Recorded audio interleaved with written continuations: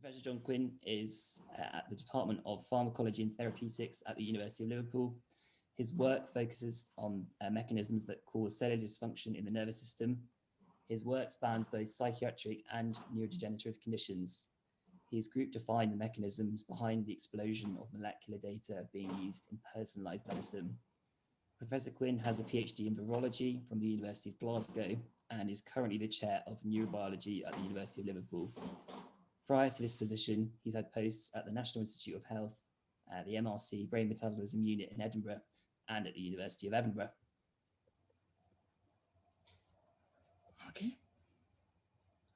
Okay, thanks, Will, for that introduction. And I'd like to thank both you and the Society for giving me the opportunity to share some of our work with you this evening. And I'm also thank all the people who turned up at tea time to listen to me. Hopefully we can find something that is of interest to you. Let me just make sure you can see my screen. And I've asked Will if it all goes badly with sharing my screen that he tells me. So I'll just go to full screen here. Okay, so what I'm going to talk about tonight is I didn't know how to pitch this, so I'm going to try and give you some insight into the mechanisms behind how the environment changes your neurochemistry at a molecular and cellular level.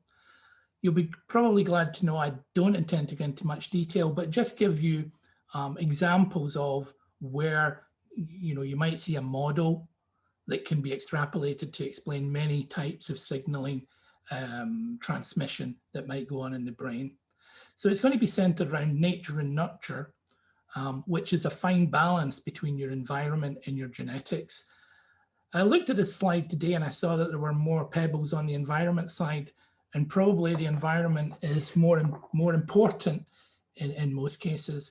But we'll overview some of the signal transduction mechanisms that ultimately result in changes in neurochemistry, which will then impact on your behavior. And if anyone does have questions, my email there, you can find me quite easily at jquinn@liverpool.uk, and we have a Facebook site as well. So just to place us all in context here, nature is the genes and hereditary factors passed down from generation to generation, and they affect such as your physical appearance, such as eye color, etc.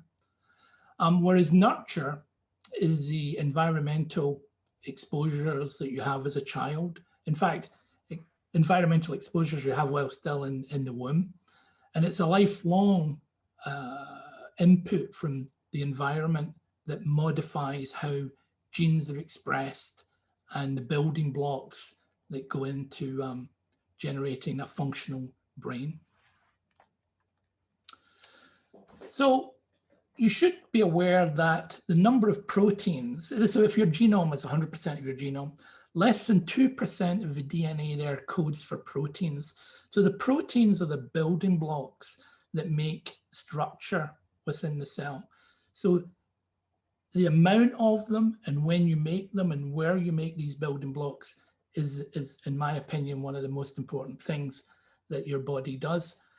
So this other 98% of the genome determines why you make these proteins, where you make them, because the brain is a really complex organ, for how long, because you don't want them to be on all the time, so it's dynamic. And that regulation is controlled by the environment and life events. And normally that environment is fairly neutral in a way. Everyone gets exposed to the same ups and downs on a daily basis.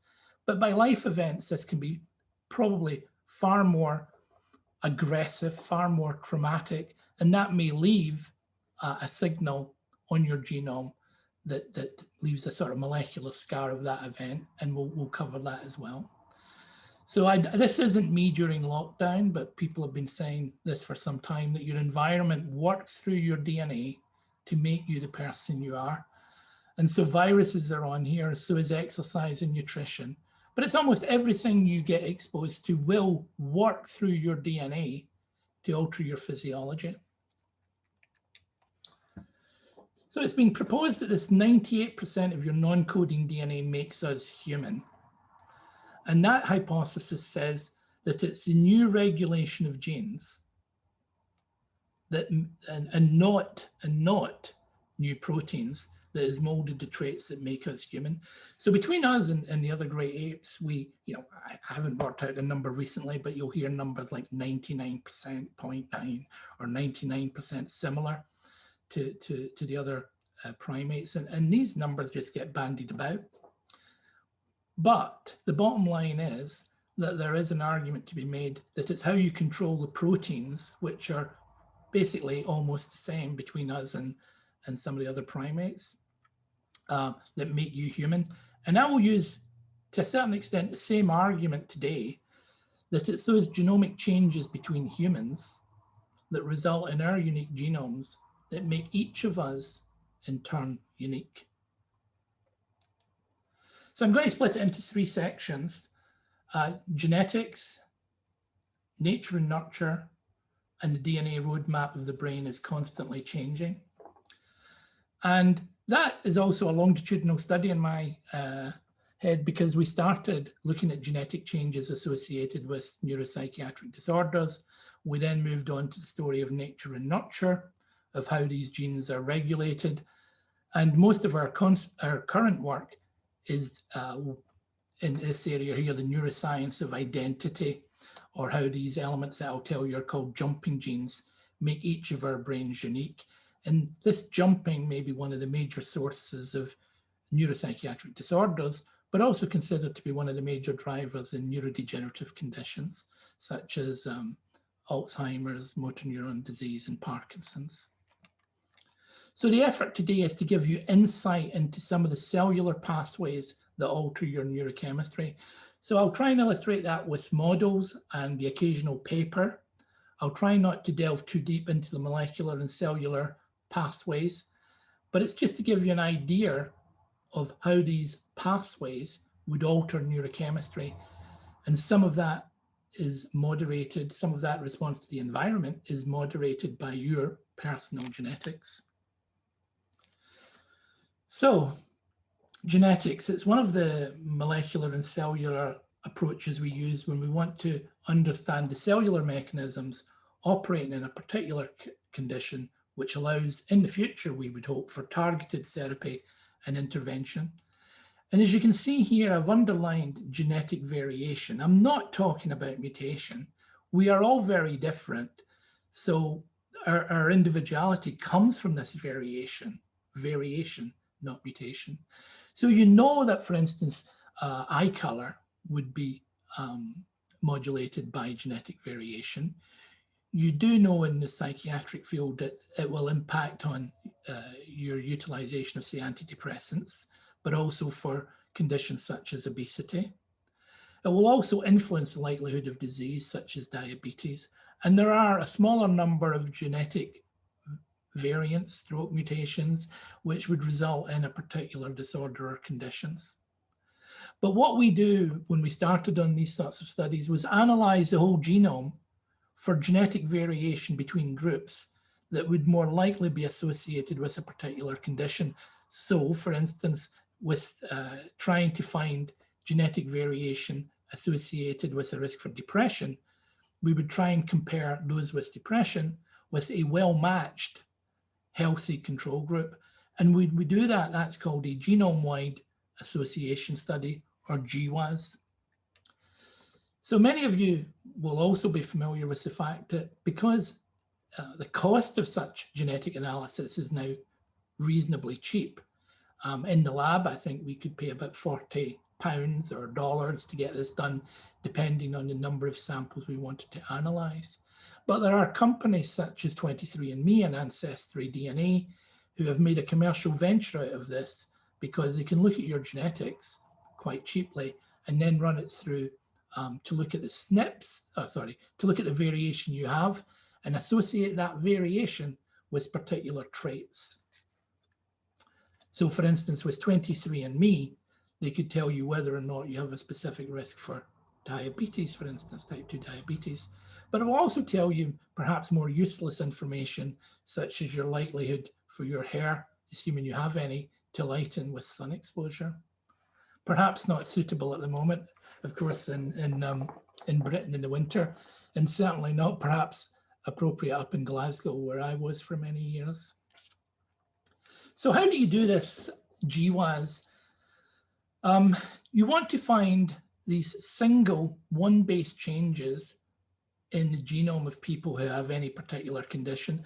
And I point out to you that the secret of this is not only having a good cohort of individuals that you say have a specific condition, but you have to match it as well as you can with a healthy control group. And all you're doing is you would take saliva or a swab or a blood sample. And if you were in a clinical setting, you would just send it off to a lab and they would isolate the DNA and they would put the DNA on one of these microchips and you would get a readout of genetic variation that was enriched for in those individuals with a condition or a disease. So for instance, you may be looking at 500,000 to several million single base changes, one base change in the genome, but only a few of these would be enriched significantly in the cohort. And that's how you narrow down on genetic variation. So for instance, a decade or more ago, we were involved in this paper here, looking at GWAS, genome-wide association study of depression in the UK population.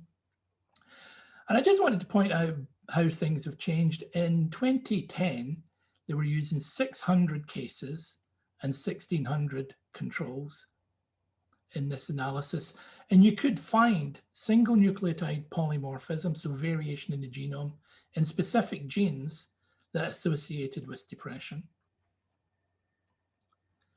The bottom line from a lot of that work done for those several years, about a decade ago, was that it mimicked in part some of what we knew about neuropsychiatric disorders, where people might share overlap here, so bipolar and schizophrenia, anxiety and depression. And when you looked at the genomics, I think the lead here was my good friend Jerome Breen at King's. You know, for the 5 major, and there were psychiatric disorders, autism, attention deficit hyperactivity disorder, bipolar, depression, and schizophrenia, there were 4 genes that they could find that were increased in those individuals compared with healthy matched controls. So you could start to begin to see similarity in pathways that might underpin some of these origins of perhaps a psychiatric disorder. I want to bring these forward a decade to some work we've just published. We were part of this international Parkinson's consortia. And it's just to show you how things have changed. Here, there are almost 40,000 Parkinson's cases and 1.4 million controls. And when you increase the power, and this is what people are doing nowadays, you find large consortia are pooling resources. And again, that might be very difficult in some neuropsychiatric conditions because you're looking at individuals calling of a particular disorder. But nevertheless, people are pooling resources, pooling cohorts to try and increase the number of individuals that they're looking for genetic variation in. And several things pop out now from when you do much greater analysis. And for instance, here we say 90 independent genome-wide areas with risk for PD. So that means you're not looking at single genes, and this is the same for psychiatry. You're looking at polygenic, many genes involved. So you got PGRS, a polygenic risk score. And this is the same whether, you know, you'll get polygenic risk scores for schizophrenia, for Alzheimer's, and here, you know, for Parkinson's. The other thing I wanted to point out here is I've put in green, I hope you can see that.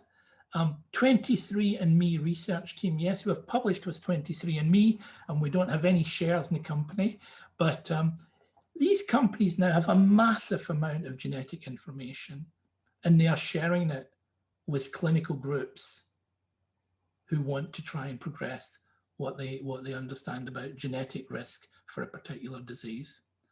So I know they do it in PD and they're doing it with other medical conditions. It doesn't have to be in a neuronal setting. So the next point I want to make as we move forward a decade is that adult mental health is probably, in the majority of cases, and that's a big big thing to say to this audience, but shaped by a plethora of nudges. There's no, in most cases, a major driver in one genetic variant giving rise to a disorder. You know, you might find it, say, in Huntington's, etc. But really, you're looking at many genes being involved in a pathway. There might be small differences in how they operate. And when you take all those small differences together, they can make a very big effect on that particular pathway and therefore the resulting neurochemistry. So here's the model that many people in my area you would agree with. This is genetic variations at many regions, this polygenic risk score. And this is doing it for schizophrenia. So let's say there are two individuals or two groups, one with a few risk loci. So SNPs in this case, that would be enriched in those with schizophrenia. Whereas another individual may well have very, very, very many more of these at-risk single variants. This person here would be more at risk of schizophrenia when all things considered, all other things considered, they're exposed to the same stress level. So E plus G gives you your risk for a particular condition. So the more risk factors you have, the more a pathway or multiple pathways would be affected in response to the same insult, and that would give you a greater likelihood of having an episode. So that's the same way as looking at this stress and vulnerability model for schizophrenia, where you have the high genetic risk down here, low stress, you're basically well. The same stress, low genetic risk, low stress, you're well. You can increase the amount of stress and you're still well, but if you have a high genetic risk, you'll be unwell with lower stress. It's exactly the same way as looking at the previous slide. So how does that all play out at a cellular level? How does your environment affect DNA itself? Not necessarily the outcome that we observe, but the DNA function. So your specific DNA signature senses and responds to the environment differently, you know, just normally day to day. And the model that, again, we're going back a decade here, the model that people would highlight is this tactile stimulation, maternal licking and grooming of the pups, so a rodent model. And when this happens, this licking and grooming happens, it increases serotonin, 5-HT, which binds to a receptor, which on the cell membrane, which transmits even a signal within the cell, so a pathway. This is cyclic AMP being modulated in response to increases the amount of serotonin. This is a protein kinase that activates other proteins that bind to a specific region of the DNA. And when this protein binds here, it helps get the right expression of this gene. GR, we'll come back to it later, is just the glucocorticoid receptor gene. And glucocorticoid hormones, as many of you will know better than me, plays a major role in your adaptation to stressful events. But I just want to point out that this is grooming by the mother ends up with the binding of a protein, this NGF1A protein, at specific sites in the pup, okay? So you've transmitted from one individual to another. So the E has gone in this direction here. And so it'll just be variations on that simple model that's on this slide. I'll probably show over and over again, but it's the same basic mechanism that you should try and adapt for whatever question you want to ask. The environment causes a change in neurotransmitters, which transmits a signal in the cell that brings about differences at the level of gene expression. These, as I said, are the building blocks for proteins. These proteins then give the appropriate response to deal with stressful events. The SNP. So now I've fogged out here the signaling. But if we had these proteins that bind are what we call sequence-specific DNA binding proteins, sequence-specific DNA binding proteins. So if we have a base change in where it binds, we have changed the sequence of the DNA and affected the interaction with a sequence-specific DNA binding protein. Now I've got this turned off here, but it's more likely to be, you know, a variation from high to low.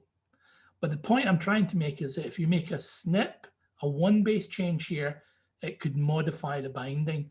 And that's the sort of change you would pick up in these genome-wide association studies. So we've done that over many years, and some of these papers are here. There's probably more, but they all drive to the same model, in that we find genetic variation not in proteins, but in how the proteins are regulated. These variations are found by looking at the GWAS of a particular condition compared to healthy controls.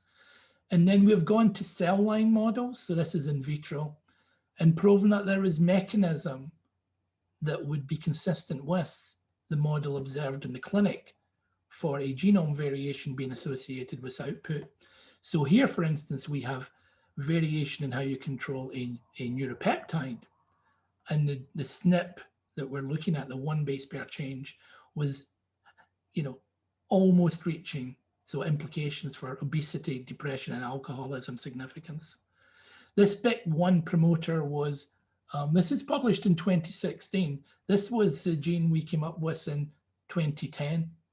So it takes quite a while to convert even the identification of risk to proving something about biology, and much, much longer to convert that biology and mechanism into some sort of therapeutic target. Biological psychiatry here for, again, another polymorphism, and also with schizophrenia. The object of this slide is just to say single base pair changes in non-coding DNA can be responsible for changing the neurochemistry, which is reflected in the genetics correlations with a risk to a specific disorder, condition, trait.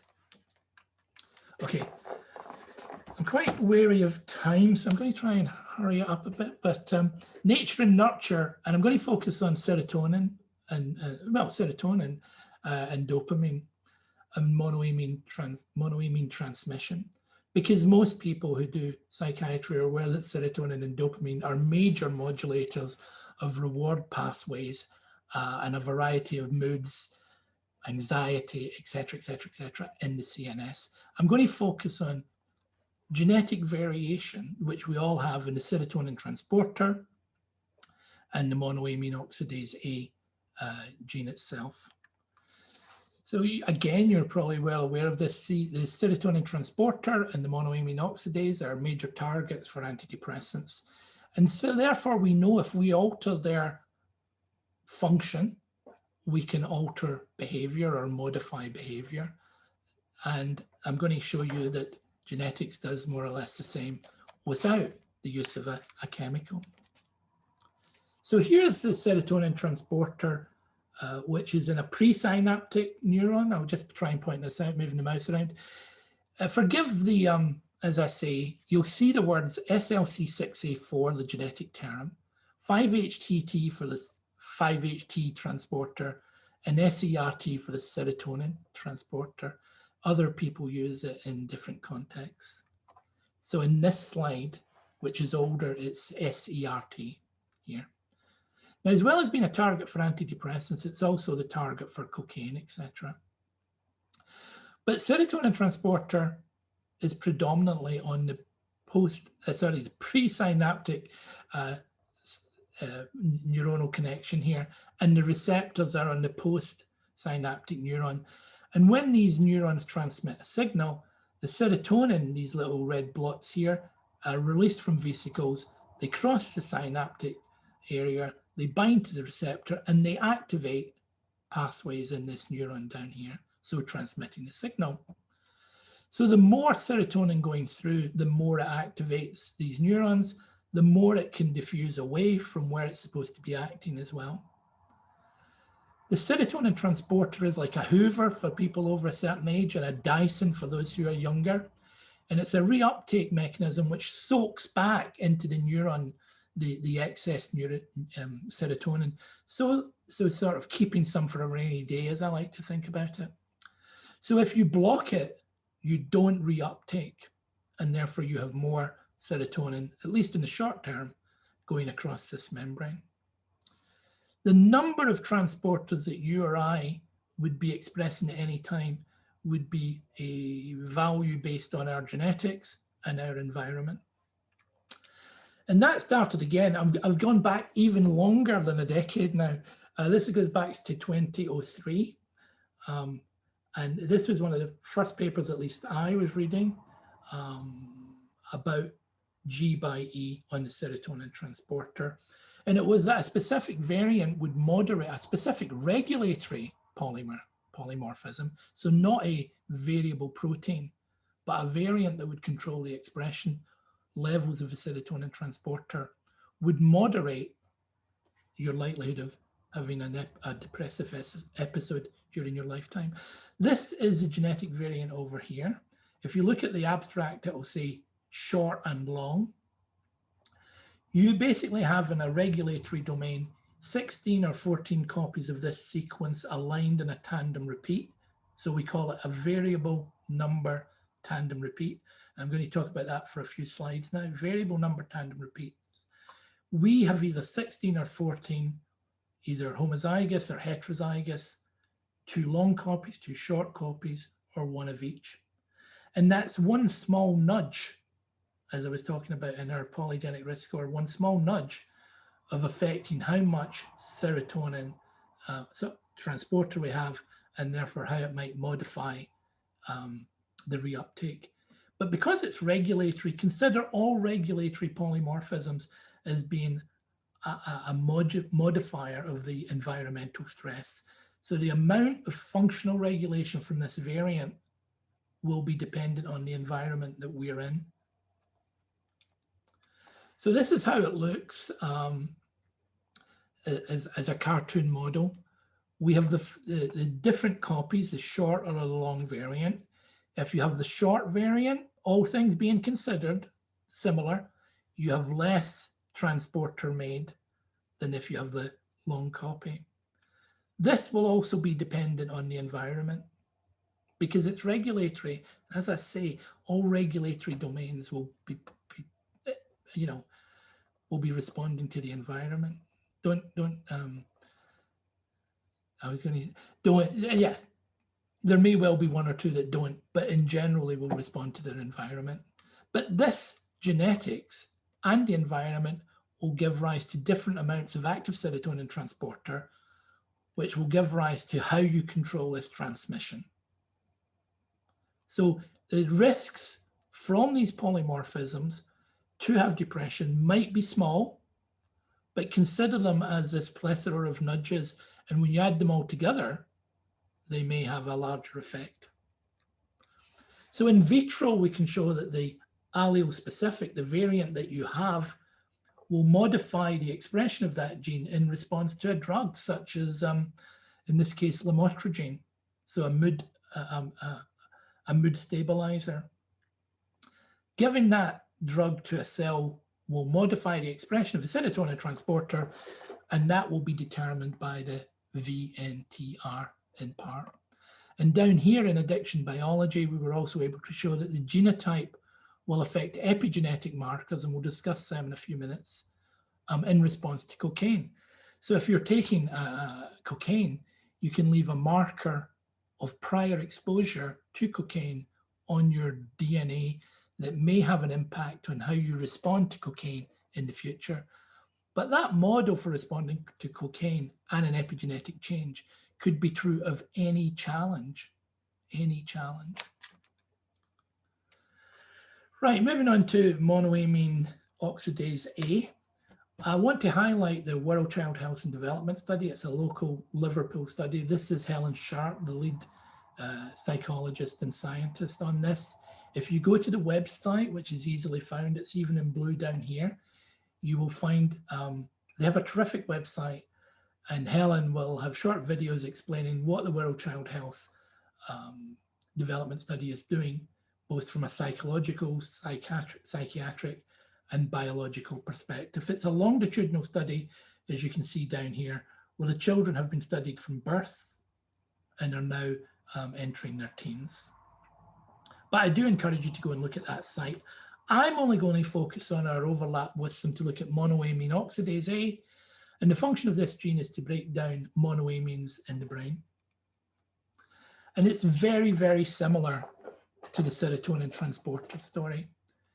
The monoamine oxidase A has a variable number tandem repeat in the promoter. It has got slightly more variation than the serotonin transporter, but these variants, whether you have 2 copies or 5 copies or 4 copies, give, again, all things being similar, and that's hard to validate, either low levels or high levels of monoamine oxidase A. This is very similar to the model for the serotonin transporter.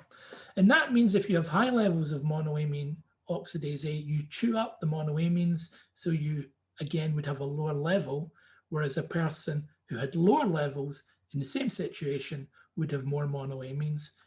This is what people use pharmacology to modify the levels of functional monoamines in the brain, but you're doing it naturally depending on your environment and your genetics.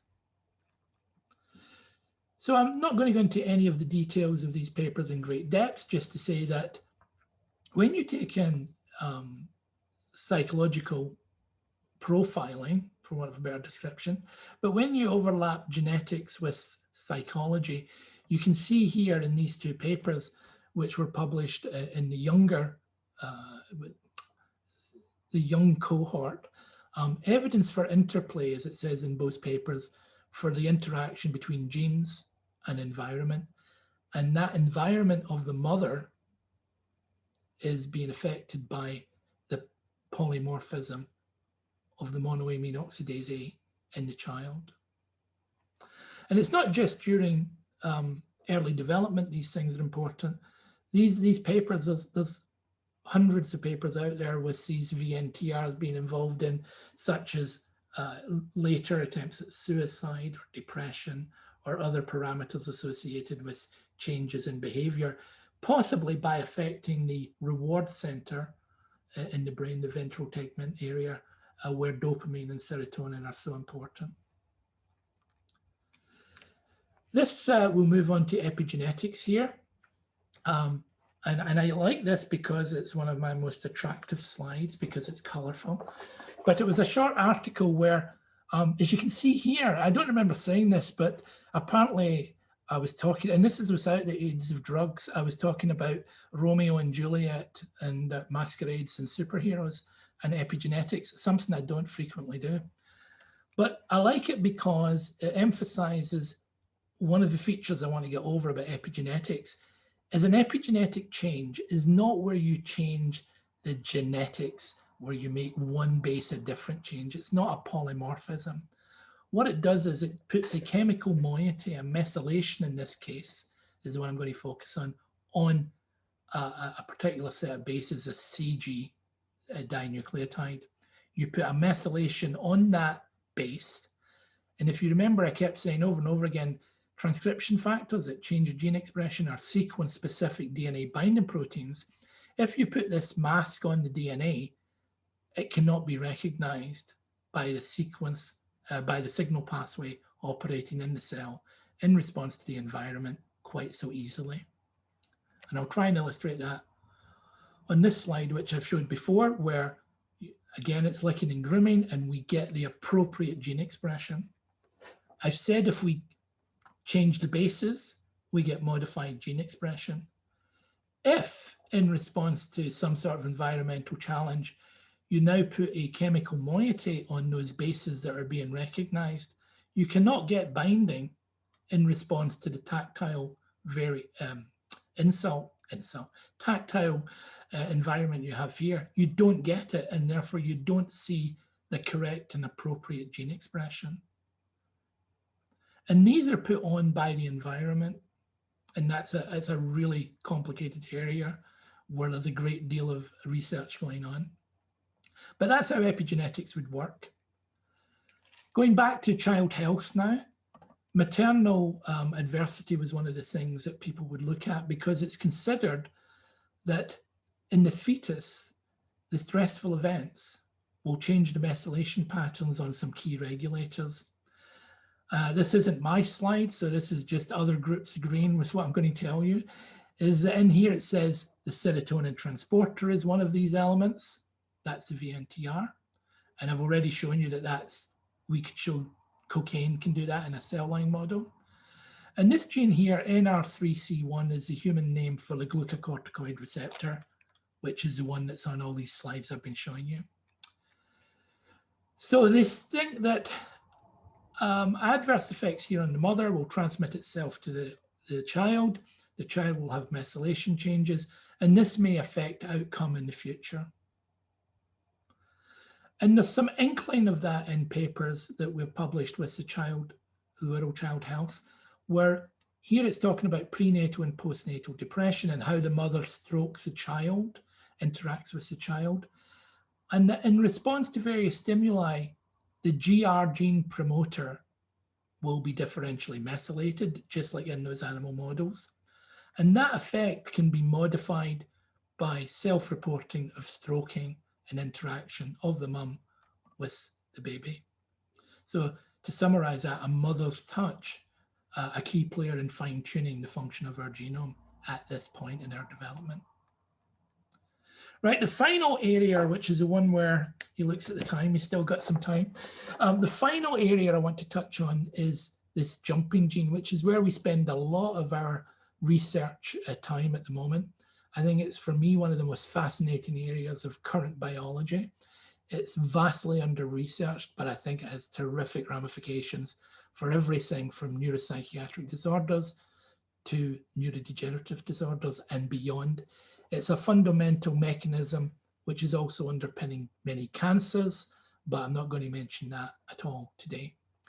But this simple picture is just to think, this is how people in the introduction to biology would imagine that we pass on our genomics, our genes. The gentleman here, this is his genes in this orientation, and this is mum, and the offspring would be a combination of one allele from dad and one allele in mum, giving this child their unique genomic background. That is predominantly what might go on, but it's not completely how it works. And this is because of what I'm going to tell you now about jumping genes. I'll try and keep it as straightforward as possible. The scientific name for these jumping genes is non-LTR retrotransposons. The media and many scientists call them jumping genes because it's easier for people to see and envisage what's going on. This is from 2012, the front cover of Scientific American, and it says the neuroscience of identity. And that's what I'm going to try and give you a flavor for in the last few slides. And it's how jumping genes make our brain unique. So forgive me if I start to use some terms, but the most common jumping gene in the human genome is something called line 1, L1. And we've moved on from 1 base changes to 6,000 base DNA elements, which can jump around your genome. They're like little endogenous viruses, but don't call them a virus, okay? They can copy themselves in your genome. So they're in your genome to begin with. In response to, as you age, and in response to challenge, they make a copy of themselves. So you get DNA becoming mRNA. They encode for 2 proteins that retroviruses use, hence the name retrotransposons, an endonuclease and a reverse transcriptase. These are fundamental to the life cycle of viruses such as HIV, the retrovirus family. So when you make the RNA, these proteins get expressed, you make a double-stranded DNA copy, and with this endonuclease, it jumps in to another region of your genome. So this is chromosome 1. The line 1 gets expressed, it makes a copy, and it doesn't do it every single time it does this, but it can insert in a new location, causing a somatic mutation. Okay, so this is not the DNA, you were born with. Sorry, this is not a DNA you got from your parents. This is something that's happened to you in the fetus or as you age. It's a continual life event. So this is a continual life event. Shortly after the egg is fertilized, you get to the blastula stage. You get jumping here. If the jump goes into a lineage, a certain population of cells which will become neurons, then all the neurons in your brain will have this specific jump. That will not be in your blood necessarily, because that would be on a different cellular lineage. So looking at the blood doesn't tell us exactly what's in your brain DNA. And as you probably know, most of the work that's ever been done has been looking at the DNA in your blood or saliva. So you can have specific lineages effect which change all the neurons. And look right in the middle here, epigenetic or hormonal effects, environment. This goes back to the effect on the mother. The adverse strain, for instance, and stress could not only change how you make serotonin transporter or glucocorticoid receptors or any number of neuropeptides and other neurotransmitters, but it could affect somatic jumping, where you have 6,000 bases making a big hole in another chromosome. This goes on all through your life. It goes on in the brain, and people have found that. And we don't know why that is a selectable pressure on evolution. People will suggest it's because to make a memory, because some of the most active areas for jumping are in the dentate gyrus, in the hippocampus area. So there is an argument that jumping is to allow recoding of DNA in specific neurons as we learn. So part of the memory process might be hardwiring your genome by these jumps, but that's just one argument. As you get older, your neurons are more likely, the argument goes, to accumulate more somatic mutation. And therefore, as you get older, some of those lottery tickets that you're buying, instead of improving your memory and learning, you may have so many of them that your likelihood of having an adverse effect is increased. And it would cause some damage to how that neuron normally responds to the environment. And we're characterizing that in a variety of neurodegenerative conditions. And we're just talking about initiating a study in schizophrenia at the moment to get that off the ground. But it generates their individuality, because every child that's born, because of these jumps here, contains a genetic variant that has never been seen before. Never been seen before. It's the stuff of science fiction and X-Men and superheroes. This offspring, when you're born, that's it. That's it. And if it doesn't go into the germ cells, you're it too. It's not going to be passed on, because it's only your brains, for instance, that have that specific genetic variant that is giving you tremendous IQ, tremendous insight, or affecting you adversely. I find this slide, I don't know whether I find it horrific or not. This was published at the end of 2018, and I want you to compare it with what I've been telling you about child development. And it's done in rodents, and no one's demonstrated this in humans, but it comes from an exceptionally good lab, and it was in an exceptionally high-profile journal, so most people are aware of it in this field. Early life experience drives structural variation in neuronal genomes in mice. And if you read here, it says maternal care alters genomic structure.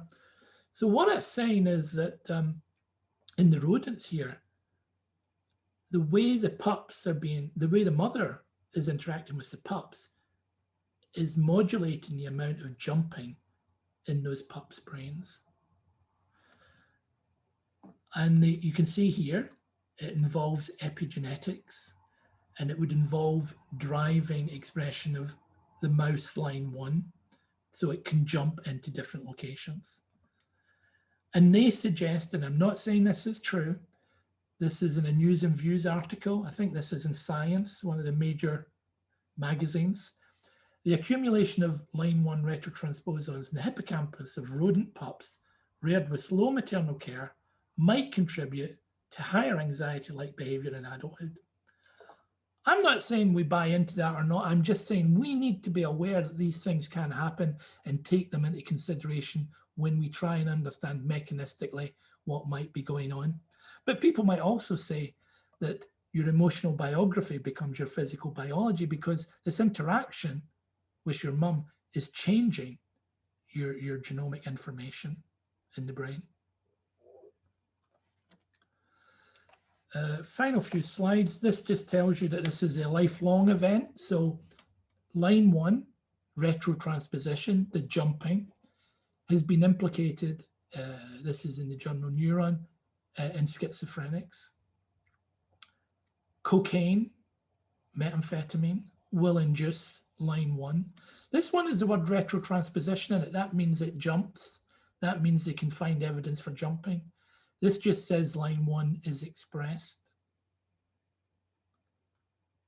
But you need to get expression before you get jumping. And of course, when people have looked at older brain material, autopsy and brain banks, there is considerable evidence now appearing that jumping gene numbers might be increased in neurodegenerative conditions, or that they are jumping in specific pathways. Let's say you have an aged neuron, a 50-year-old or a 60-year-old neuron. You're using specific genes in that specific, let's call it hippocampal neuron. You're not using all your genes in a 60-year-old hippocampal neuron. You're only using a subset of them. When they're being used, the chromatin is open so that you can make these genes into mRNA and eventually proteins. The DNA is accessible to what's happening in the cell. So you can make the argument the jump would go into active chromatin. Therefore, when the jumping was happening, you would modify and make somatic mutations near genes that are being utilized by that neuron. And that would give you the same sort of output that you would find, so you could group Alzheimer's, you could group motor neuron disease, because the jump is into similar pathways active in particular sets of neurons. It's not just me that's saying this. This is a paper from 2017, again in Science. These are leading papers. And the major players in the US consider this to be a significant way forward to explain neuropsychiatric disorders or psychiatry disorders such as schizophrenia, bipolar, etc., epilepsy. And they're finding evidence for a mosaic brain. So if you've got 10 neurons beside one another and they all have jumps, you don't necessarily have the jump in the same location. So each individual neuron would have its own genomic signature. So you have a mosaic brain. And I've circled line 1 here. And the 2 points I want to make is, if this happens early in development within a lineage, then you change the landscape, the genomic landscape of all the neurons because it happened very early in development.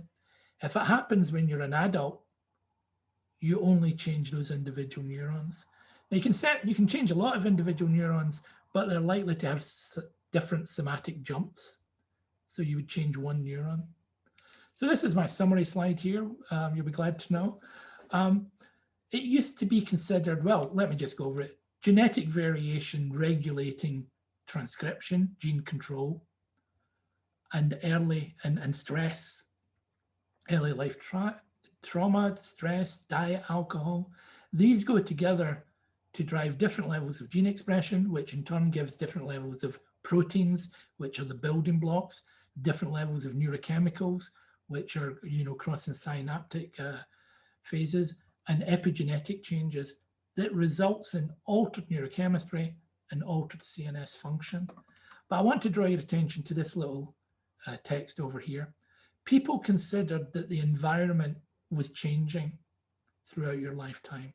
So it was always genes by a changing environment. But clearly now, your genetics in the brain can change over a lifetime as well. So it's going to be very, very difficult to fully understand the mechanisms ongoing that give rise to this altered neurochemistry. But we have to take, steps in that direction so that we gain further knowledge and can try slowly but painfully to move forward to understand the mechanisms and come up with targets for therapeutic intervention.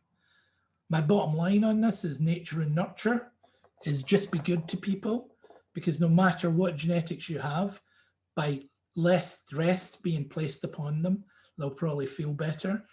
So this it tells you about the good or bad genetics being passed down, but also the environment that you're in will affect how those genes are expressed. And that's something we can all try and control.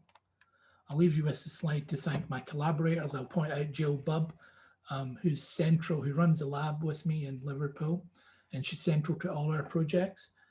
Our collaborators in different institutes are in black on different conditions, but it gives me great pleasure. The ones in blue are all PhD students who've come through the lab and who are now working in very good labs throughout the world. The ones in green are PhD students I hope to see pass very soon, or at least over the next few years. And hopefully they will also go on and stay working in these areas.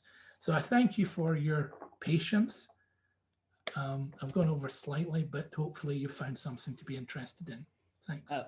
Brilliant, John. Thank you so much.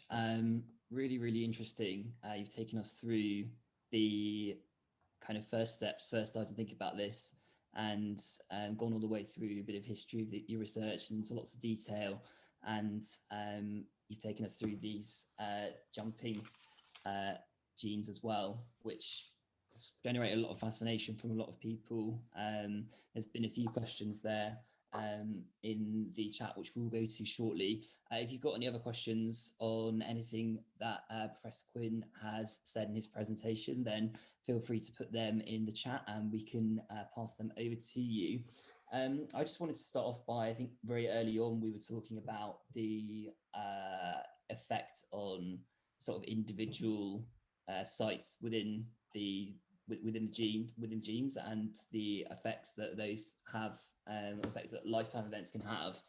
I wonder is there this kind of effect where you can kind of get stuck in like a loop or a cycle of sort of negative changes? So if we've got environment affecting genes and genes affecting environment, is it possible that those are kind of continual processes? And if so, is it possible to break out of those cycles? So epigenetics is one way that people believe a coping mechanism for stress. And so if you have so what we see in a cell, right, and then I'll extrapolate, is if you constantly give a stress to a cell in culture, this is an in vitro assay, initially you get this big increase in the target gene expression, right, because it's responding to the environment. But over a period of time, that's got to come back down. You've got to come back to what the cell expects as a normal baseline. Otherwise, it differentiates or dies. So if you're constantly stressing a specific pathway, you try and silence the expression, the gene expression that you're seeing. And one way to do that is by epigenetics. So if the cell senses that you're overstressing a specific gene or a specific signal by constant exposure to the same stimulus or a related stimulus or environment, the epigenetics is placed on that gene to stop it responding. So that's your molecular scar, perhaps, of an event. And those methylation changes, epigenetic changes, can last in the short and medium and long term. But there are chemicals that will take them off. The problem is, how do you control taking off the epigenetics? One way might be to control the environment such that, you know, your cell can sense other pathways and require that, because there are in your cell proteins that put the methylases, the methyl moiety, the chemical, on, and there are proteins that take it off. So that's how you can control them. For jumping genes, there are clinical trials in cancer and for just starting in neurodegenerative conditions, where you would use the same sort of antiviral inhibitors that were useful for HIV. Because, as I said, the retrotransposon, the ability to convert the DNA into the mRNA, convert it into double-stranded DNA and then insert it, uses enzymes found in this class of virus. So there are very many antiviral pharmacogenetic tools that target the reverse transcriptase and the endonuclease.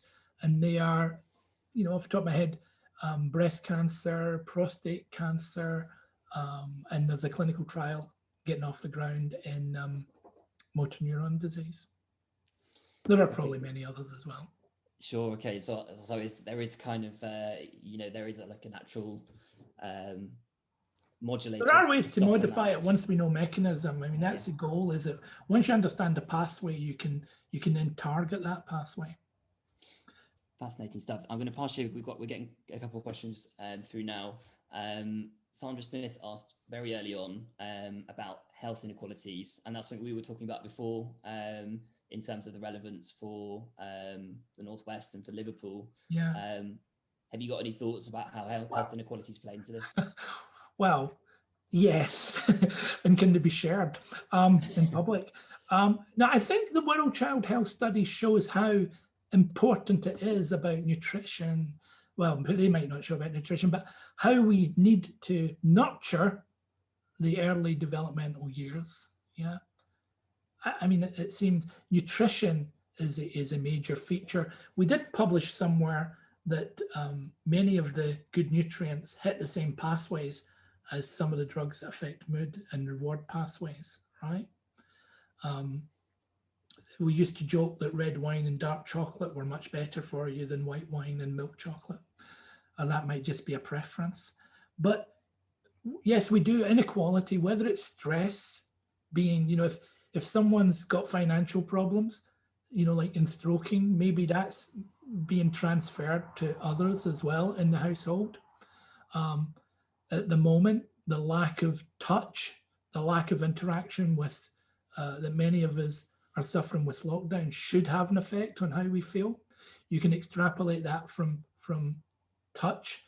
If you want to look about touch moving from children to adults, you should look at Francis McClone and his group at Liverpool John Moores, who have some great research on touch activating specific signaling pathways in the brain, and how that can be, a major problem during, for instance, lockdown if we extrapolate that data. Yeah, I've actually heard Francis talk at Alder Hey. Was really, really interesting stuff, and definitely something that we would love to have him speak. We've got quite a lot of questions about jumping genes, and it's really fascinating stuff.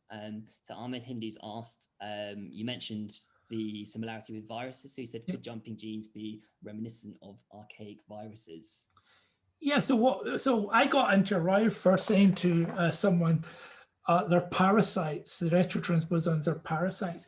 I mean, it comes as a shock to some people who are biologists as well. Line 1, I'll just talk about line 1, is 6,000 bases in size, right?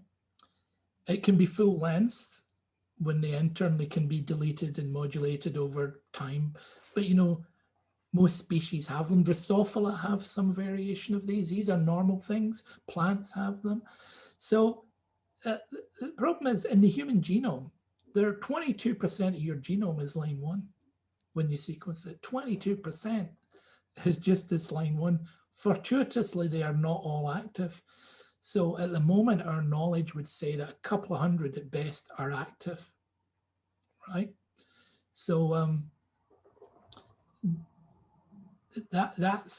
they are a reflection of something that's happened to you. I presume, if we have pandemics in the past, viruses integrate.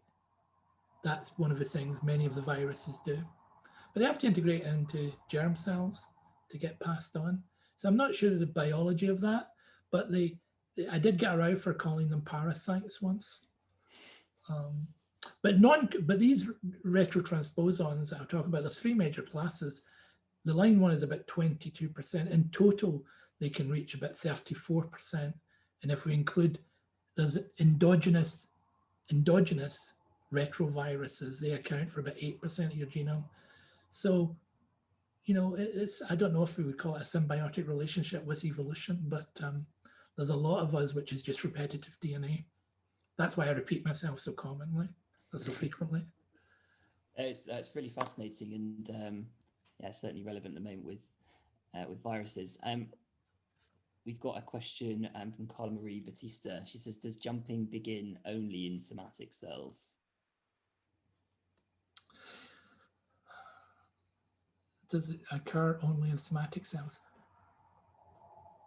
So I don't know how to answer that because I've not seen the data on germ cells. We know it can get into germ cells.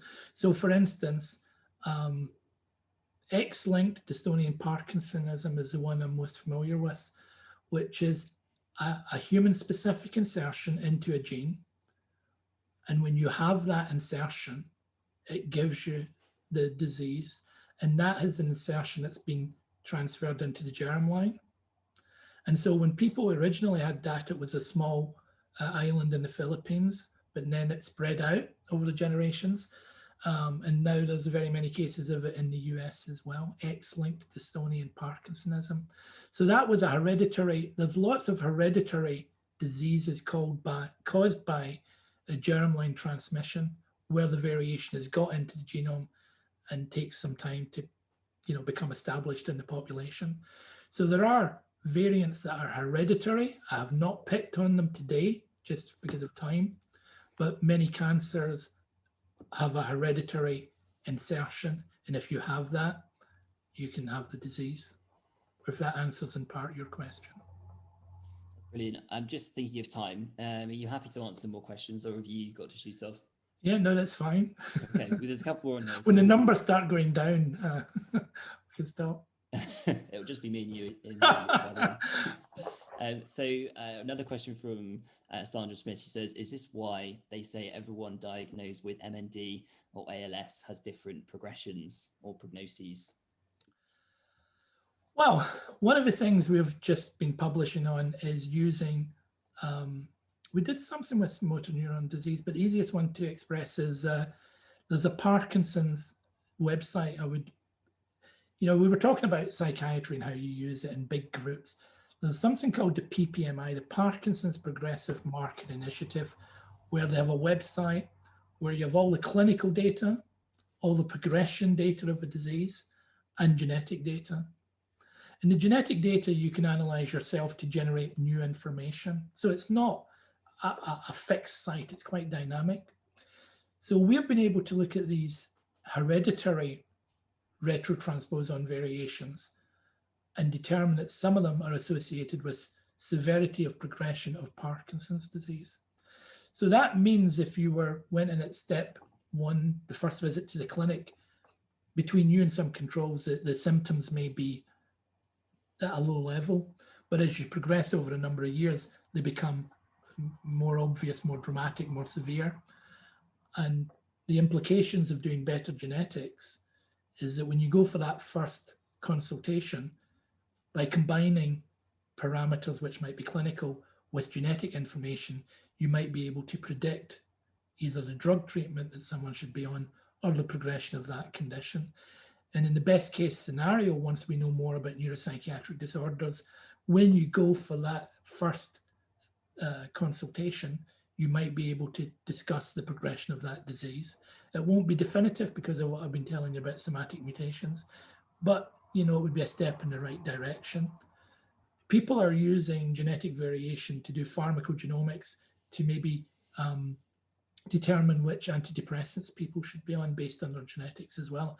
I'm not saying that's a good thing or a bad thing. I'm just saying this is what people do. Sure. Next question. We have five for these now. We've got Nizam Ann says, could this mean that the so-called refrigerator mother theory could have some truth to it after all? Say that again. I was moving around the fridge. I haven't heard it through myself. This question is, could that mean that the so-called refrigerator mother theory could have some truth to it after all? Well, if you'd want to explain that more fully to me, then I would have a response. Okay. But certainly, sure I can explain. Yeah. Certainly the mother would have a big impact on the behavior of the child. I mean, that's almost self-evident. And I've told you how the stroking effect can work like that. Great. Couple more. I was under the impression that SLC is some SLC6A4, yeah. Yeah, and I don't know if you can see this question, and HTTL, PR, GXE interaction have been refuted in recent studies. Yeah, I think it's a question of I mean, I read them too, but we're also talking about the biology of what happens, and the E. It's very difficult to get the E in there when you don't have a big enough number.